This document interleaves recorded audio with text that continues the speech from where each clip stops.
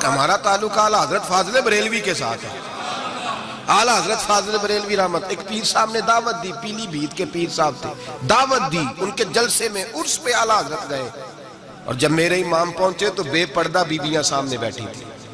میرا موضوع نہیں تھا لیکن بات ہو رہی تھی, سوال پوچھا جا رہا تھا تو وضاحت ضروری سمجھ رہا ہوں. بے پردہ بیویاں سامنے بیٹھی تھی, اور وہ بزرگ سید بھی کہلاتے تھے.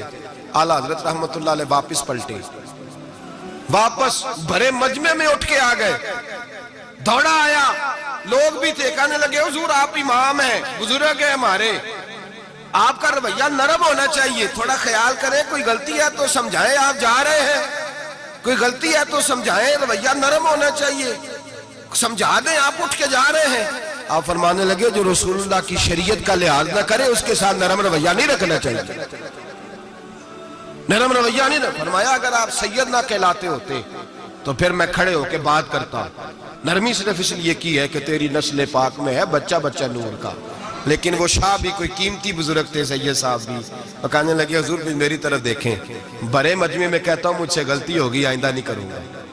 اور پھر میرے امام کی شان دیکھیں, جب شاہ صاحب نے بڑے مجمع میں کہا غلطی ہو گئی آئندہ نہیں کروں گا, تو لوگوں نے دیکھا کہ کروڑوں سنیوں کا تنہا امام زمین پہ جھک گئے اور سید کے پیر چومنے شروع کر دیے. فرمانے لگے اگر آپ غلطی مانتے ہیں تو میں بھی رسول اللہ کی اولاد کا نوکر ہوں. تو میرے بھائی یاد رکھیں, ایسے ہی تھوڑا آ گئے, ہم کوئی ایسے گرے پڑے لوگ نہیں جس مرضی آدمی کو اٹھ کے ماننا شروع کر دے.